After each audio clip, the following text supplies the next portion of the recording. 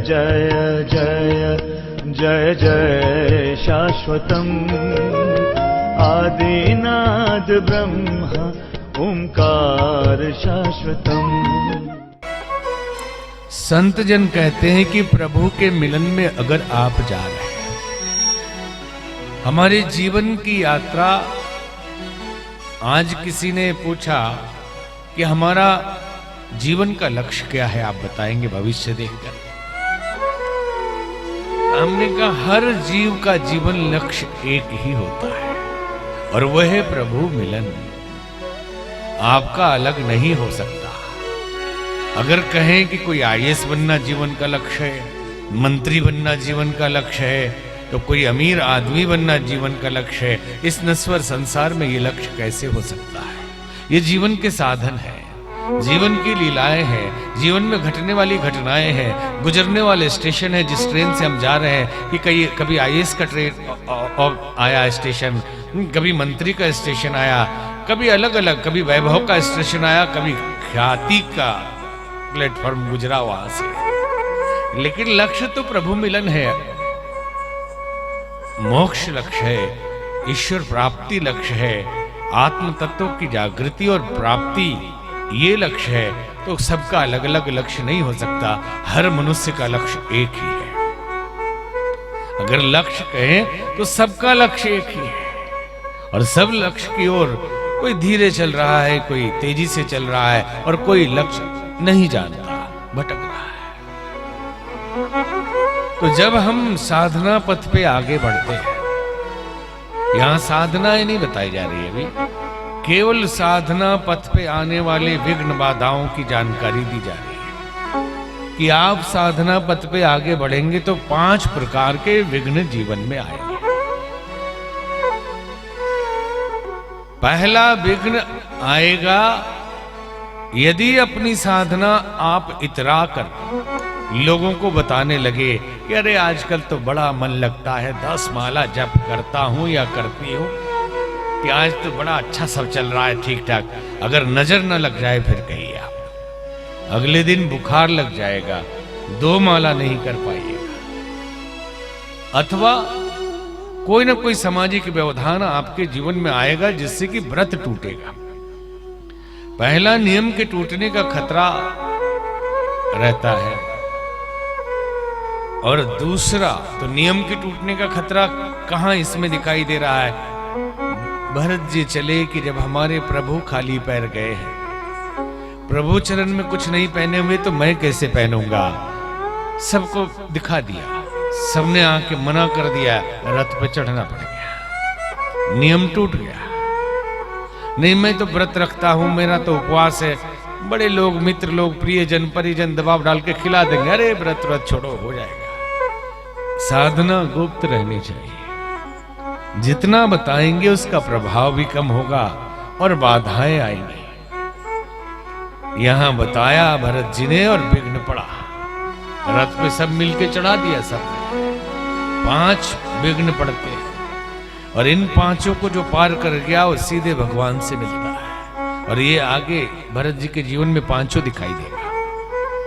पहला दिखाई दिया कि विघ्न बाधा, नियम टूटने लगता है, और दूसरा है कि समाज का विरोध सहना पड़ता है। यदि सच्चे दिल से अगर आप फैशन के लिए धार्मिक काम कर रहे हैं, यदि आप प्रशंसा के लिए धार्मिक काम कर रहे हैं, तो विघ्न नहीं पड़ेंगे आप, ये लिख लीजिए। प्रोफेशनली केवल आप सामाजिक प्रतिष्ठा के लिए कथा करवाइए, कोई विघ्न नहीं पड़ेगा। अगर दिल से भक्ति भाव से कथा करने की सोच लीजिए, विघ्न ना पड़े फिर हम मान जाए। दिल से अगर भक्ति है और कथा करने जाए या यज्ञ करने जाए, विघ्न पड़ने ही वाला है। कौन करेगा? समाज का विरोध होगा। तो धार्मिक कार्य में समाज का विरोध होगा, हाँ, क्योंकि ये नियम है, ये भक्ति मार्ग के परीक्षा है भगवान की, किसी का दोष नहीं है। कोई विघ्न जानबूझ के नहीं डाल रहा, परिस्थितियां ऐसी आएंगी कि विघ्न पड़ जाएगा। कोई खराब, दुनिया में हमारे लिए तो कोई बुरा होता ही नहीं, सब अच्छे लोग हैं, लेकिन ये नियम बता रहे हैं कि दिल से अगर भक्ति भजन करने जाए, यज्ञ कथा हवन करने जाए दिल से, तो आपका विघ्न पड़ेगा। कि कोई विघ्न डालने वाला कोई आसुरी शक्ति नहीं है, ये भगवान की लीला है। भगवान विघ्न डालेंगे। समाज का विरोध, तो समाज का विरोध कैसे हुआ? यहां अभी जैसे ही भरत जी आगे बढ़ेंगे, निषाद राज खड़े मिलेंगे अभी विरोध करने के लिए। तीसरा, रिद्धि सिद्धियों के द्वारा प्रलोभन, कि जब धर्म के कार्य में आप आगे बढ़ते हैं तो आपकी प्रशंसा होती है, आपकी ख्याति बढ़ती है, ये रिद्धि सिद्धि है। और नए नए लोग कहते हैं चमत्कार को नमस्कार, और साधुओं के लिए सख्त मना है कि चमत्कार के पास मत जाना, ये प्रलोभन है तुम्हें भगवान के मार्ग में रोकने के लिए। और दुनिया पूरी की पूरी अंधी, अरे बाबा चमत्कारी है, इन्हीं के पास जब फलाने बाबा, वो बाबा, भीड़ बड़ी रहती है, नेताजी जाते हैं, मंत्री जी जाते हैं, कमिश्नर जी जाते हैं, भगवान जी तो नहीं जाते ना। सारी दुनिया चली जाए और भगवान न जाए। तो अगर रिद्धि सिद्धियां विघ्न डालती है, लगता है सिद्धि मिल गई, बड़े साधक हो गए, ठुकरा के जो आगे बढ़ता है वो भगवान तक पहुंचेगा। रिद्धि सिद्धियों के साथ जो जुड़ गया वो भगवान तक नहीं पहुंचेगा। उसके बाद सिद्धि भी पार कर जाए तो देवता लोग रचना रचते हैं, वो विघ्न डालते हैं कि देखें कि कहां तक जा रहा। अगर उससे भी बच गए तो अपने ही घर के अपने खास लोग, जिस पे आपका भरोसा है, जो आपका सबसे नजदीकी है, वही विघ्न डालेगा। भगवान बुद्ध को अपने ही चचेरे भाई ने पागल हाथी भेज दिया कुचलने के लिए। भगवान महावीर को उनके ही गांव के एक आदमी ने आके कान में कील ठोक दिया जब वो ध्यान की अवस्था में थे।